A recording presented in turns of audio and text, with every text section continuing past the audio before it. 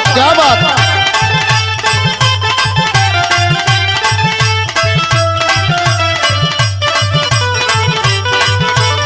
बारे बाजीटर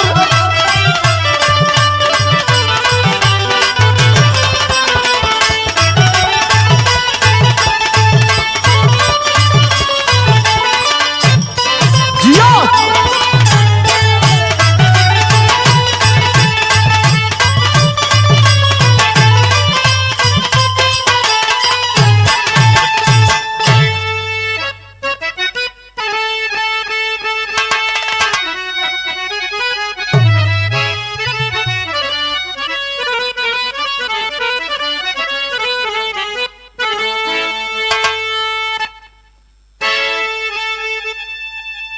अच्छा साथियों, हम गायक पंकज पुजारी आप सब श्रोतागण के पांव छू के प्रणाम कर रहल बानी। और एक नया बिरहा आप लोग बहुत सुनते हैं, रामायण महाभारत कांड, करुण रस वीर रस। एक अलग छोर करब बिरहा में गजल का नमूना लगल है।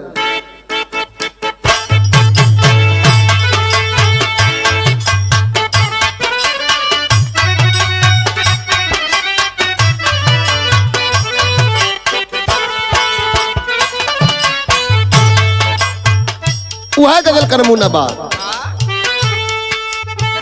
तेरी यादों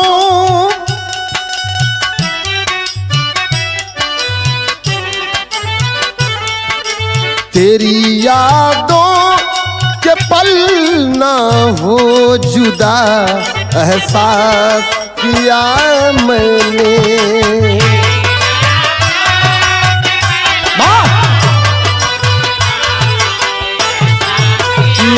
मैंने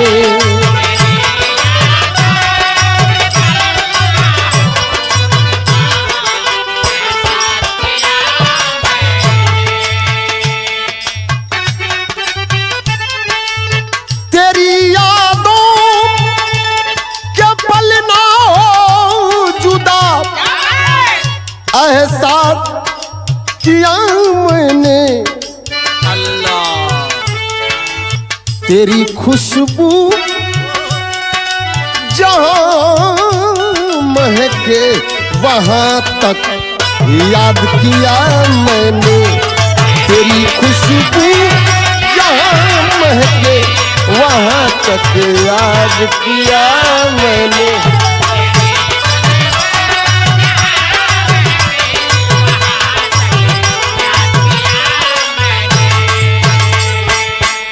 वाह वाह बारे कवि जी, बड़ी सुंदर बात लिखलन है। का लिखलन है? जहां यादर्श मिटता हो, जहां यादर्श मिटता हो, मिटा दो ऐसी बस्ती को। जहां यादर्श मिटता हो, मिटा दो ऐसी बस्ती को।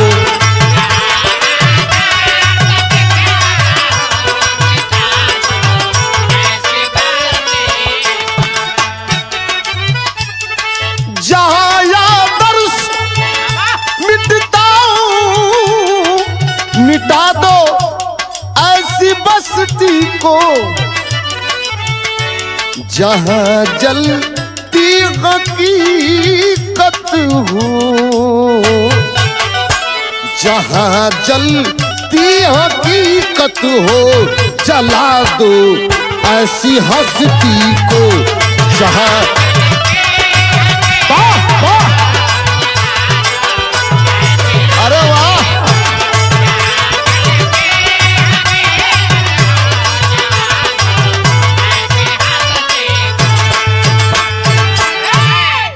बड़ा सुंदर कहानी आप लोग सुनब, आशा न बल्कि विश्वास बात जरूर पसंद आई। और एक सच्ची घटना, तर्ज वह लगल, कौन तर्ज है?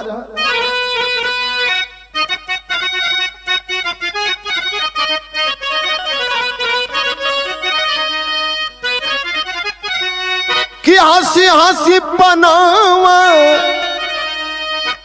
खियावे बेईमनवा अपने बसेला दूरंदेश। लेकिन बारे कवि जी भाव बड़ी पेचीदा हो का हो कि राजू मिश्रा रगल जिनकर जिला मैनपुरी बिटिया किरण जैसे चाँद ऐसन संजोगावा मिलनावा कभैले सिपाही ससुर या दमाद। राजू मिश्रा जिला मैनपुरी के रहने वाली छोटा सा परिवार अपने भी देश के सेवा करत हुन सिपाही हुन और बड़े ही भाग से बड़े ही संजोग से दमाद भी सिपाही खोजले हुआ। किरण बिटिया अपने सैया के साथे बड़ा सुखी से है। तर्ज लगल है कौन तर्ज है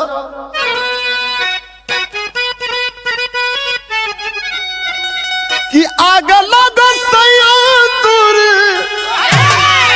अरे नशा के पियाई में इतना दर्द होला इतना दर्द होला इतना दर्द होला।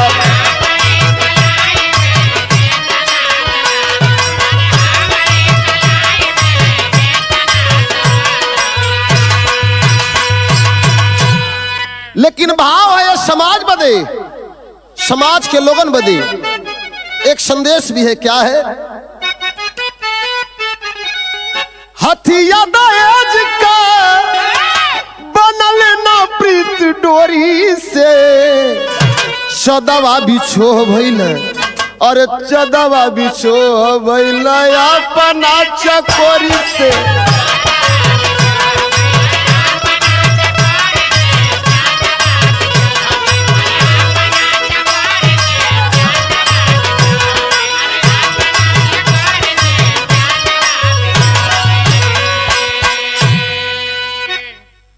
क्या होता है कहानी जस जस से आगे बढ़ी आप लोग का रोंगटा खड़ा हो जी। बारे जमाने के लोग भाव लगल है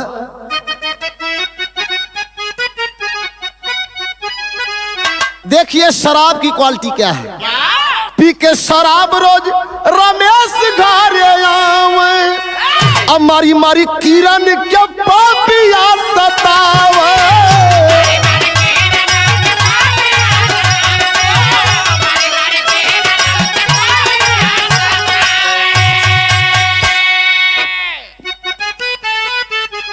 अरे दुखावा सालना अरे गौन के गोरी से चदवा बिछो हबैल अरे चदवा बिछो हबैल अपना चकोरी से।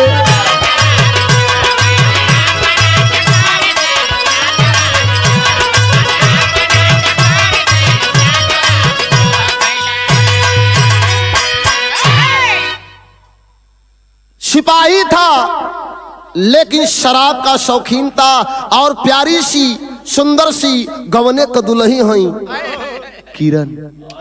रोज रोज शराब पी करके आता था और मारना गाली देना रोज का पेशा हो गया। बिटिया हो केहू को बहन बिटिया कबले सही। तर्ज लगल कौन तर्ज है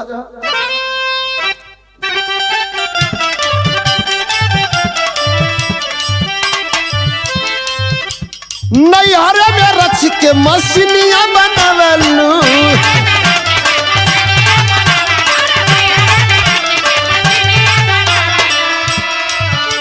नैहर में रच के मछलियां बनवलू ससुरे में पिया हचकवल डायल होई गइलू ए गोरी।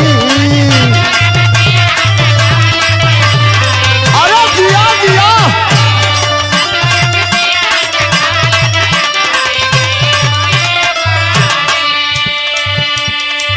रोज रोज का पैसा हो गया सिपाही के रोज अपन पी के आवत हो या किरण पर अत्याचार करत हो। कैसे रोज रोज रतिया में पी के शराबिया,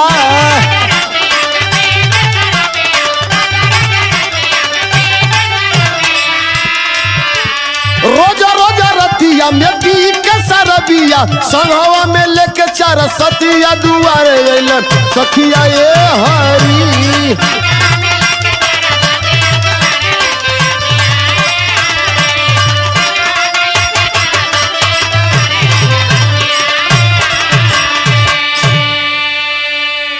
एक दिन अपने साथी के साथ, दोस्त के साथ सिपाही आयल हुआ और किरण के आवाज देना। जब किरण के आवाज देना तो का भइल है, ऐ किरण इधर सुनो। किरण के कहे आवाज आम छलकावा,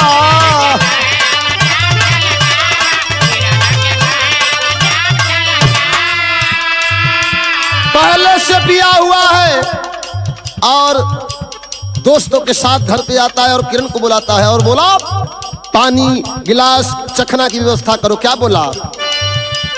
किरण के कहे आवाज आम छलकावा,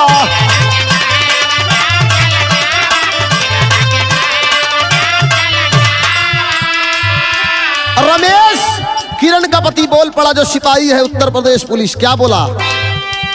किरण के कहे आवाज आम छलकावा, दारू पिलाओ।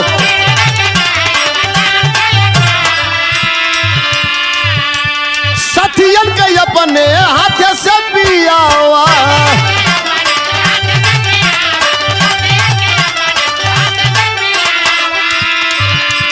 मार गैला पपिया कमतिया दुआरे हतिया ये हरी।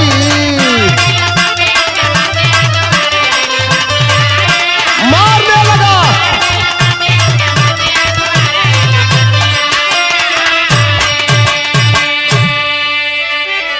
बोल पड़ा दोस्तों को खुश करो। किरण बेचारी एक तो डरत बाप ऊपर से नकर गई। जब नकरल बा ये भैया किरण रमेश के पत्नी तो फिर से तर्ज लगल। कौन तर्ज बा?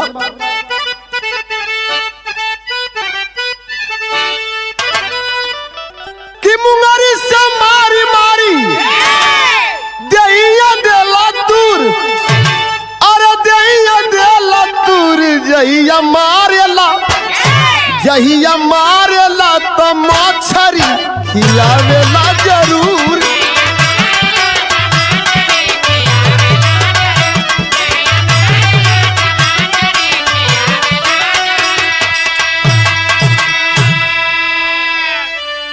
गुस्से में हो गई, आग बबूला हो गई। अरे अपने तयावेला पी पी के हम सहलैला मारला सहलैला, लेकिन आज अपने दोस्तन के बीच में हमके जलील करत हुआ, ठीक ना ना आई। बाहर पकड़ लेता है बाल और रमेश बाल पकड़ करके क्या बोला कि मेरे साथियों को खुश करो। किरण बोल पड़ती है। क्या बोली किरण? फूक देब तो के तोरे साथियन के आज, अरे साथियन के आज हमसे धंधा करवई बा तो के लागे नाही लाज। शर्म करो, शर्म करो।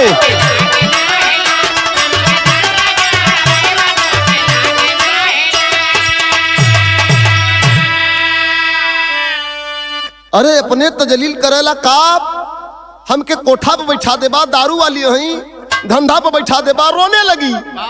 एक सम्मानित बाप की बिटिया है, अश्क की धारा चल पड़ी और दोस्त नशे में हैं, हंस रहे हैं, ठिठोली ले रहे हैं। फिर एक बात बोली। क्या? कि स्वामी हमारी भी इज्जत है, मैं भी किसी की बेटी हूं। इतने पर कि रमेश आओ न देखा ताव बाल पकड़ लिया, डंडा उठा लिया और डंडा उठाकर करता क्या है? डंडा उठा ही लिया हाथ में रमेश हो, मार मार घायल किया दिल में दिया ठेस हो। मारने लगा।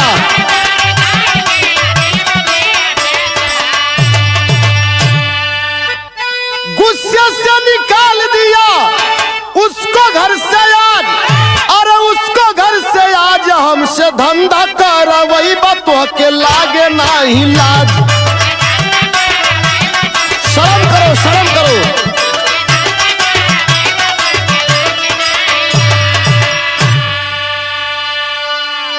बिरहा सुनने वाले साथियों, पकड़ करके रमेश बाल किरण का घसीटते हुए दोस्तों के बीच लाया और डंडे से पिटाई करना शुरू कर दिया, घर से बेघर कर दिया। रोते हुए सिसकते हुए किरण प्यारी सी दुल्हन अपने मायके का रास्ता पकड़ ली। बिरहा में टेरी का भाव लगल।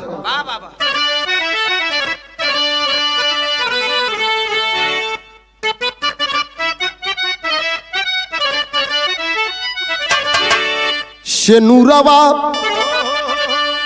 जेकर माटी में मिलल, नैहर गई किरण हो अब के दुखवा बाटी। अरे बाटी, अरे बाटी। बारे मालिक, बारे शराब, बारे किस्मत, बारे जमाने के लोग मार करके घर से बेघर कर दिया, भगा दिया घर से। और नैहर में जाकर के माँ बाप के पास से रहने लगी। कुछ दिन बीतल। जब कुछ दिन बीतल तो का भयल?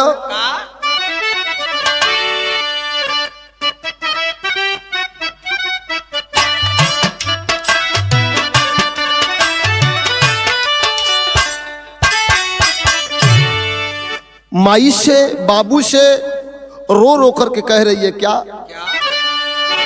अब नाही जइबै माई अपने ससुरवा।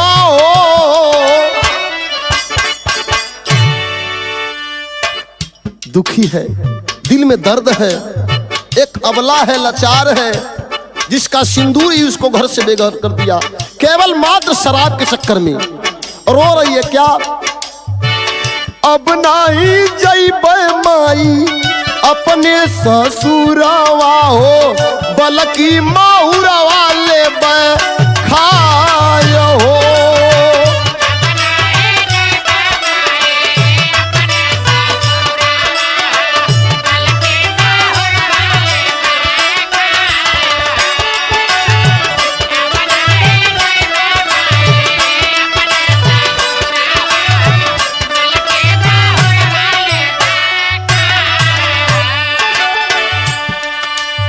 मिलल का सैया सैया बनल निर्दयिया हो, कहियो दे हम के जराया हो।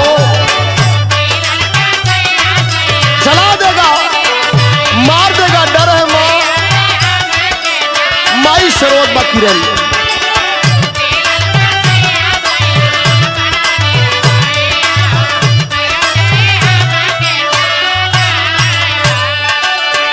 लेकिन बिरहा में मोड़ हो देखा, नैहरे में दिन बितावत बा बेचारी, टुअरी हो, दुखी हो। माई बाबू के यहाँ दुख का मारल बिटिया अपन समय बितावत बा। लेकिन तब तक बारे मालिक, बारे समय बिरहा सुनने वाले साथियों, बिरहा में मोड़ है वही रमेश जो किरण को मार मार करके, बाल पकड़ करके घसीट के अपने दोस्तों के बीच से घर से बेघर किया था। वही रमेश आज किरण के पास है, दरवाजे के पास आकर के दरवाजा खटखटा रहा है। क्या बोला?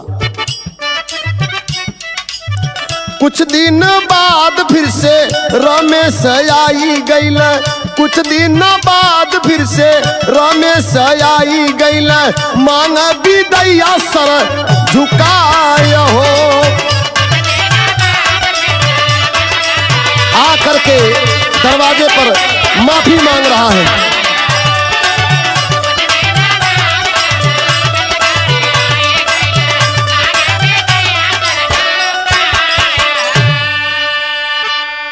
बारे आदमी, बारे समय।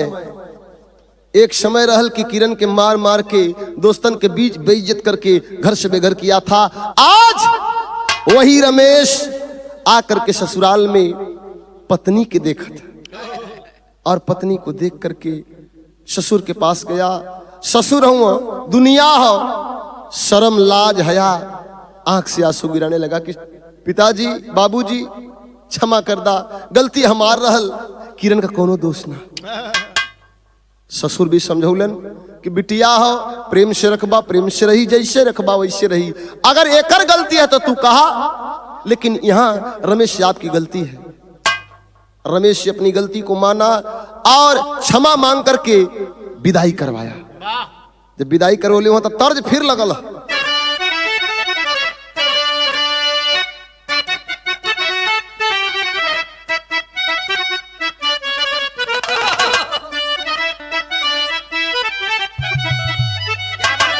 वह तर्जबा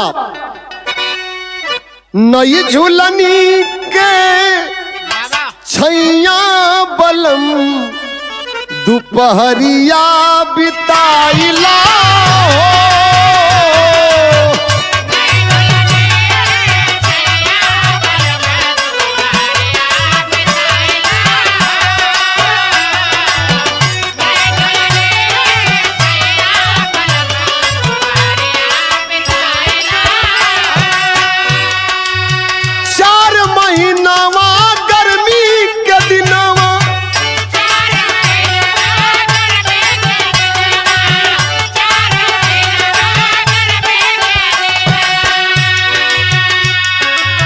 गर्मी के दिनवा ओ चुए पसीनवा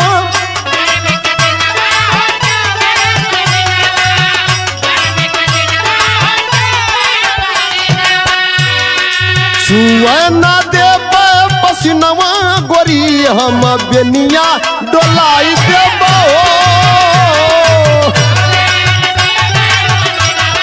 गोरी हम बेनिया डोलाई देबो।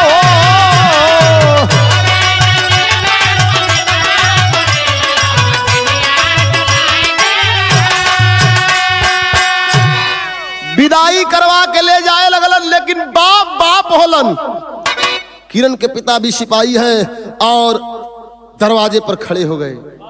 सब कुछ ठीक चलत बा, सब कोई राजी बा, लेकिन पिता दरवाजे पर रमेश के सामने खड़ा हुए और खड़ा होकर के क्या बोले, क्या आए रमेश, अब ऐसी गलती मत करना। फिर रमेश क्या बोला, क्या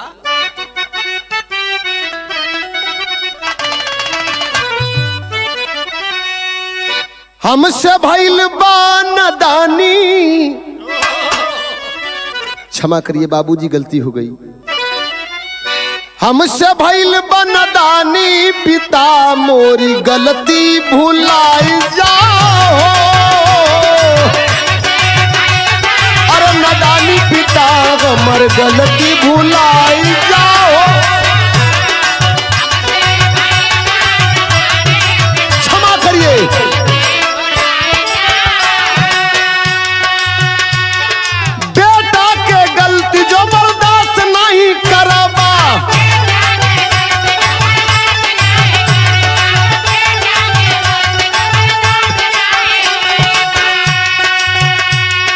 दुनिया में डूब जाई पानी, पिता मोरी गलती लमानी हो,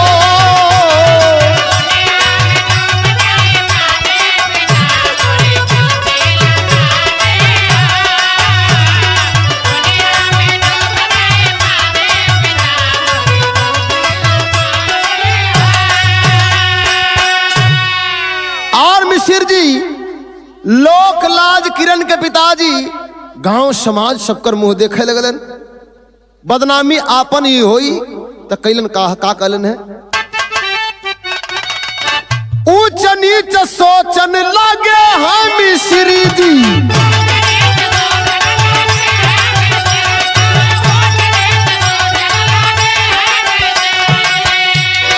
बिटिया का कैला विदाई बेटा मोरली हाय जानी हो,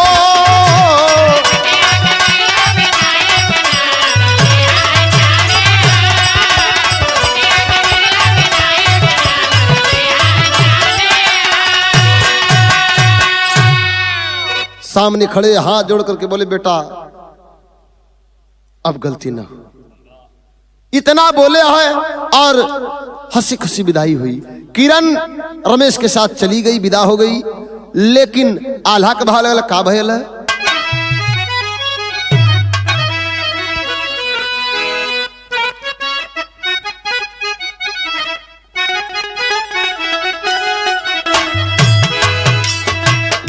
जाइएगा क्या होता है। आल्हा का भाव लगन। दूसरी बार किरण जब गल ससुररिया भैया, बिजली का साथ पाप देवले लगा,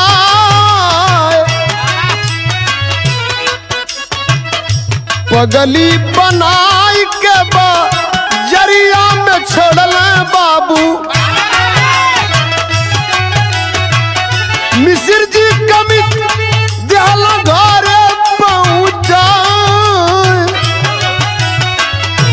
जाय के मुकदमा तब कहला मिसिर जी बाबू, मिलल बा नोटिस गैर में सधरा, किरण के मारल जाई फिर से नई घर में भैया, भाई हो चचेरा संगवई में लेके आए,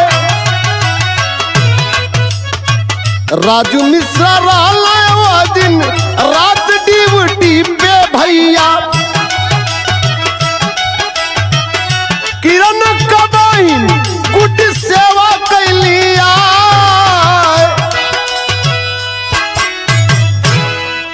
बारे पापी बारे कमीना बारे नीच आ जमाने के लोगों।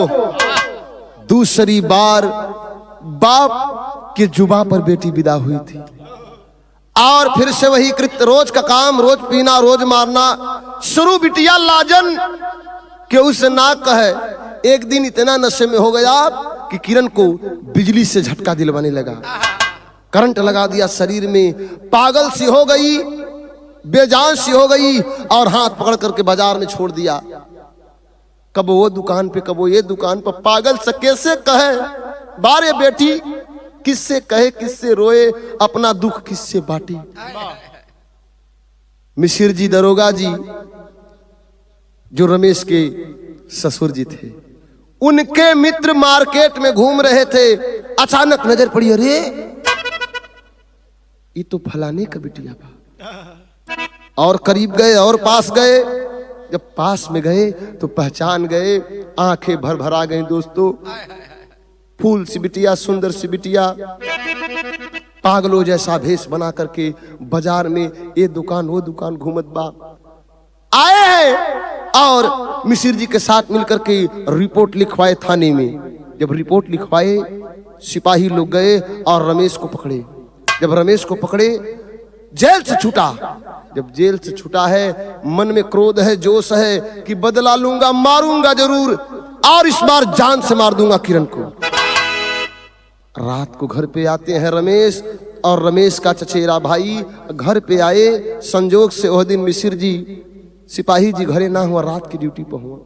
लेकिन देखिए, लड़की अपने बहन के साथ, किरण गुड्डी के साथ मिलकर के अपने पति और इतना सब कुछ झेलने के बाद अपने पति और अपने देवर को प्यार से खिला रही है, प्यार से बिस्तर लगा रही है। जब रात भयल खाना खा के सुत गए हुन, रात 12 बजे के बाद कमरा बंद है, दरवाजा बंद है, चारों तरफ सन्नाटा छाया हुआ है। निकाल करके पिस्टल खिड़की में से निशाना लगा रहा है कमीना रमेश अपने पत्नी किरण पे। जो वही निशाना लगा रहा है, एक फायर किया, निशाना चूक गया और चूक गया, घबरा सी गई, कैसी आवाज, और बगल में गुड्डी थी, उसकी सगी बहन। दोनों क्रोध में उठी और पिताजी का रिवॉल्वर था। किरण और गुड्डी रिवॉल्वर लेकर के निकल पड़ी है आंगन में। जब आंगन में निकली तो देवर और पति साथ में खड़े हैं, हाथ में तमंचा है, रिवॉल्वर है, रो रही है, अश्क की धारा चल रही है। गुड्डी पकड़ रही है, अरे दीदी ना ना ना, बोल पड़ी, ना बहन, ये कमीना इस धरती पे रहने लायक नहीं है। मेरा सिंदूर है, मेरा पति है, लेकिन जालिम है। इतना बोल करके करती क्या है? खड़ी का भाव लगा।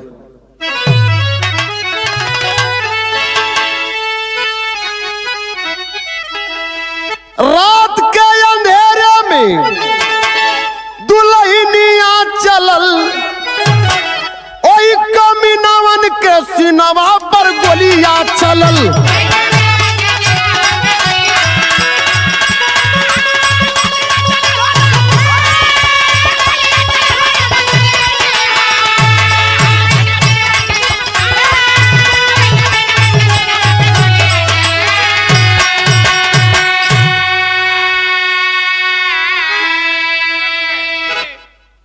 आए है ताड़ ताड़ पति के सीने में गोली उतार दी।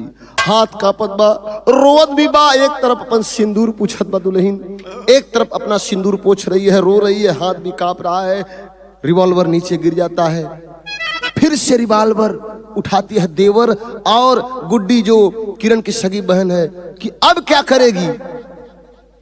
बिरहा का मोड़ का कैलिए किरण, घरवा में बह गईली खूनवा का धार हो, खुद भी गोली मार कैली खत्म खेलावार हो।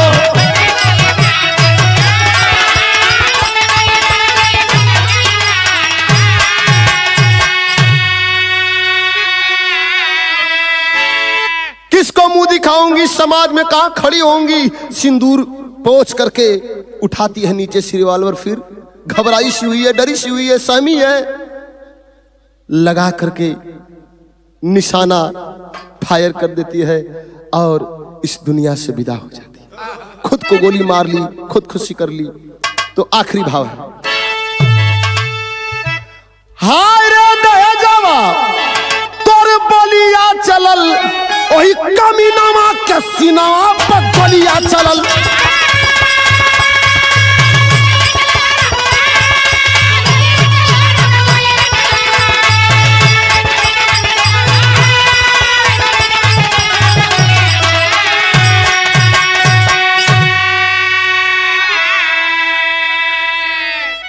तो एक संदेश है कि कम खाइए, कम पहनिए, बेटी को पढ़ाइए, शिक्षित बनाइए और दहेज प्रथा से बचिए।